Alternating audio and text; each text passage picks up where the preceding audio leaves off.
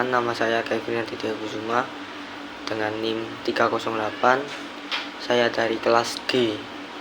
Nah, di sini saya akan menjelaskan layanan publik yang ada di Surabaya yang bernama eHealth Surabaya. Apa sih eHealth Surabaya itu? eHealth Surabaya adalah aplikasi resmi dari pemerintah Kota Surabaya yang berfungsi untuk pendaftaran berobat secara online ke puskesmas maupun rumah sakit.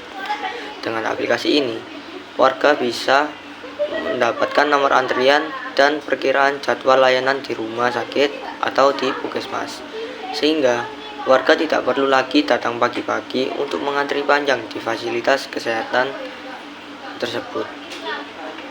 Nah, selanjutnya kita akan langsung masuk ke aplikasi atau web dari eHealth Surabaya tersebut. Ya, di sini kita sudah masuk ke web atau aplikasi eHealth Surabaya.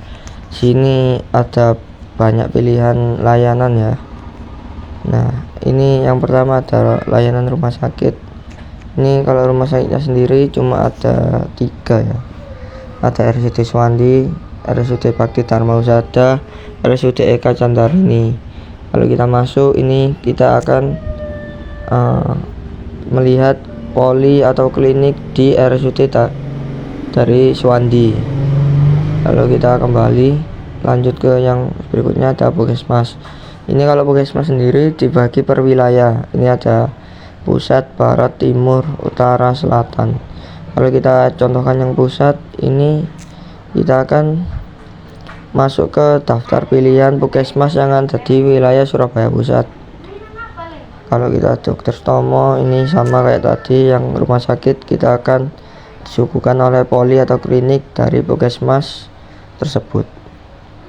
Lalu kita lanjut ke layanan yang berikutnya. Di sini ada pembatalan nomor antrian. Tinggal kita masukkan NIK kita, lalu cari antrian, kita bisa membatalkan nomor antrian kita. Lalu di sini ada rumah sakit rujukan. Di sini mungkin webnya lagi error, makanya tidak bisa diakses. Sini ada pendaftaran Jatin. Ini kita bisa mendaftarkan Jatin atau cek pemeriksaan kesehatan calon pengantin. Lalu kita lanjut ke peta. Nah, kita sudah masuk ke layanan peta. Di sini yang pojok kanan itu ada keterangan buat warnanya.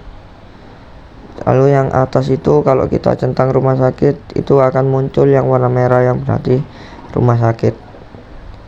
Ya, itu tempat layanan-layanannya. Lalu kita di sini ada BPU dan BPPemda. Lalu kita masuk, kita masukkan nama belakang, kata sandi, dan angka atau huruf captcha yang ada di gambar. Lalu kita lanjut, ada JTIH Kota Surabaya. Ini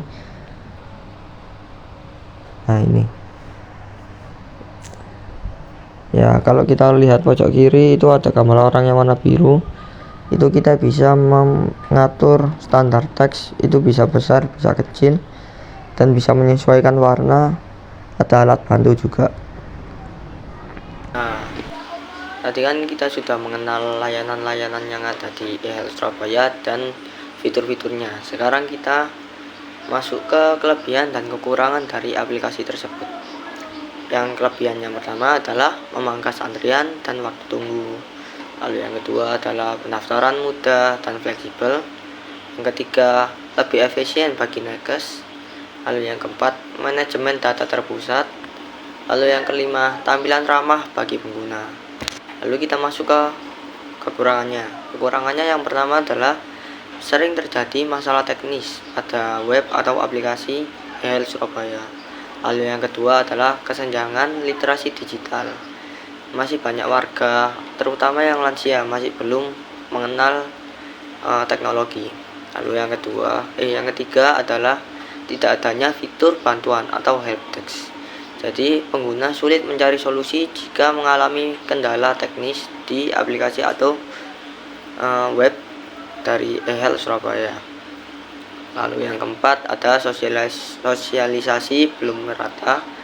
Yang lima adalah kekhawatiran privasi data karena kurangnya informasi yang jelas mengenai keamanan data pengguna. Nah, sekian dulu perkenalan dari aplikasi eHealth Surabaya. Saya pamit undur diri.